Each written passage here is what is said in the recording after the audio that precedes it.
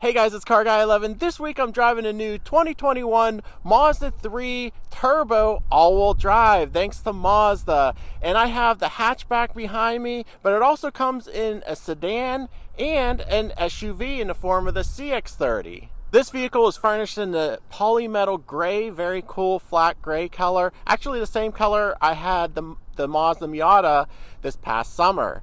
And since it's the turbo, it comes with the blacked out appearance package with the blacked out wheels, the blacked out front, rear, and even the wing spoiler on this fully loaded Premium Plus version. But let's do what Mazda do best and take it for a driving review. All right, let's take this Mazda 3 Turbo all-wheel drive on some back roads, doing what Mazdas do best, which is driving enjoyment. They really build that into each vehicle they make, which I love. It has a nice connected feel. I'm not saying it's a total sports car. Let's see how it handles this first bend. Nice. Oh yeah. Very nice. And the suspension isn't overly rough. It's firm, but it's compliant. So it's really not going to beat you up. And that's what I love about Mazda. They tweak it so it's fun to drive, but it doesn't beat you up. It's not going to be a hardcore sports car. Now the tires are just normal all seasons, and they're relatively small, 215 width. So they're doing a good job for what they are. I am in sport mode for the transmission, and really it only affects throttle, response, and shift points. Sport mode doesn't do too much else. The steering is on the light side. I wish it was a little bit heavier, but it is nice and direct. All right, let's do an acceleration from the stop. It is on an uphill. Nice. And that all-wheel drive really kicks in and pushes power to the back. No front wheel spin. And this has a lot of torque. It has 320 pound-feet of torque on 93 octane fuel. And the horsepower is 250. So this is not a weak motor. This has a lot of torque, a lot of power, and the front wheels are not spinning, which I love. Mazda tuned the system to push a lot of that power to the rear, which is one of my huge criticism with front wheel drive based all-wheel drive systems.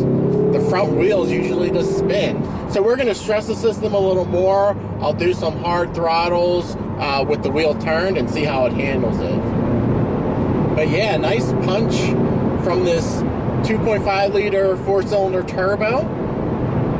And it still returns good fuel economy. 26 miles per gallon combined with all-wheel drive and the turbo. That's pretty good. And it's only a couple mile per gallon penalty versus the non-turbo and the front-wheel drive version of this car. Now the transmission does have a manual shift mode, but it's fairly responsive, but it's not going to be up to the par of the most modern automatic transmissions. This is a fairly old transmission, 6-speed auto. Brakes feel good and powerful. Now this has a torsion beam rear axle, which means it's not independent suspension. I don't see an issue with it though. There were some bumps going around that corner there, and it didn't upset the rear. That was something that they changed from the last version of this vehicle. Yeah, more bumps around that bend there. It didn't really upset anything. It didn't skip out the back. So I think it's okay. I don't really see that being a major issue. Yeah, this is a fun little car on a back road. You could hustle it along. And like I said, you're not getting beat up on your daily commute.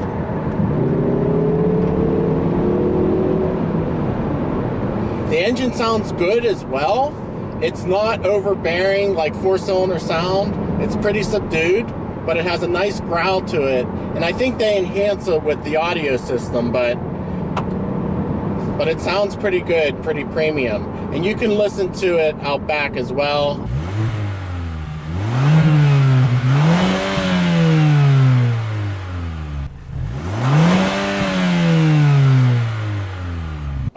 let's do a hard left turn here and see how the all-wheel drive handles it.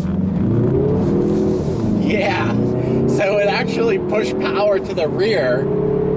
The front wheels didn't spin uncontrollably like so many other front-wheel drive based all-wheel drive systems. I love it. Mazda has done an excellent job, and that's why you're paying for this vehicle.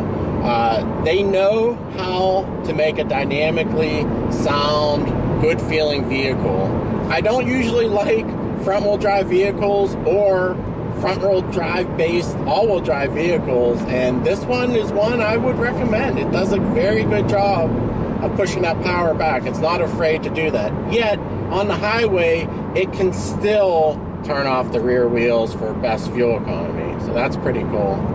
But anyway, what else about the vehicle? I love the interior. It's pretty simple, but it's very luxurious. This is like soft. I don't know if it's leather, but it's very softly padded.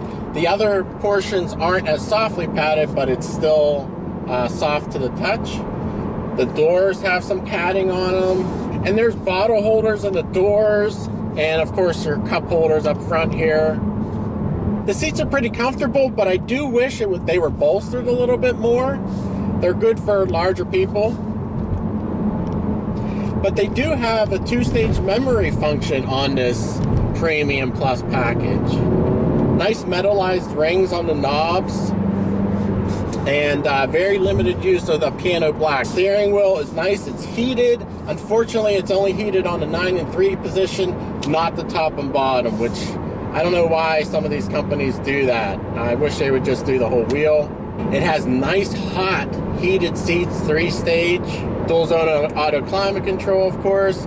Has a small sunroof, and this again is the fully loaded Premium Plus version.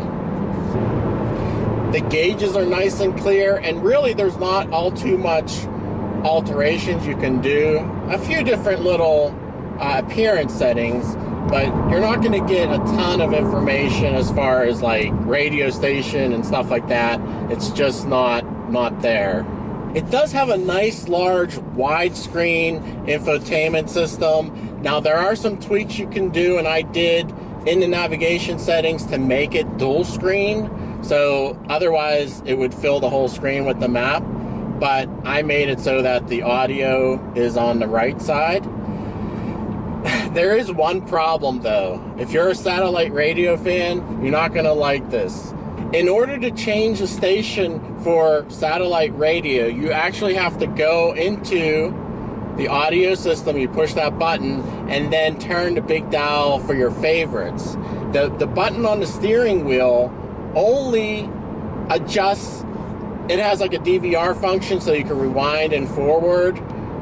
So that only adjusts that, which is very strange. I wish it would just control your favorites. It does do that on normal Bluetooth audio or even FM radio, but unfortunately with satellite radio, that is a problem. Other than that though, it is a pretty nice system. Even though it's not touchscreen, you have to use the controller. I don't really mind that because I don't like fingerprints on the screen. It does have Apple CarPlay and Android Auto, but unfortunately it's not wireless. Now the stereo is excellent in this. It's a Bose 12 speaker center point stereo, and it sounds really good. Really good. I'm impressed by that. Now this is a small car, but I can fit behind myself in the back without rubbing my head or legs. And also there's decent cargo room in the back as well, being a hatch. Alright, let's try a 0 to 60 run here. This is not an official 0 to 60 by any means because the road is not completely level, but it gives a little bit of a comparison here. And I have an OBD timer.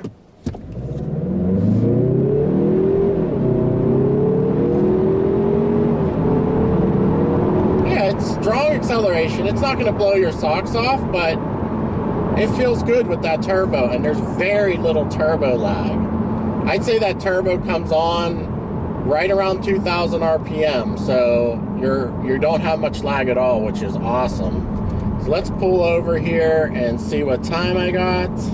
All right, 5.6 seconds 0 to 60. That's a pretty decent time. Now, in addition, in this top Premium Plus package, you get the surround view camera with the backup and front forward-facing camera, which is pretty neat option and nice to have to see your surroundings.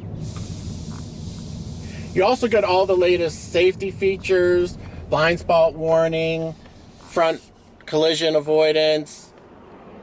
Adaptive cruise control is actually standard, and on this top model, traffic jam assist is included, which is a low-speed lane centering system, and we could test it out. Let's give a little hard start here with the wheel turned right.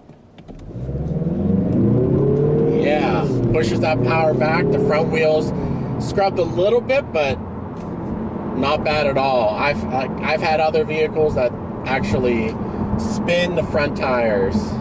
Now you can turn all the safety systems on and off.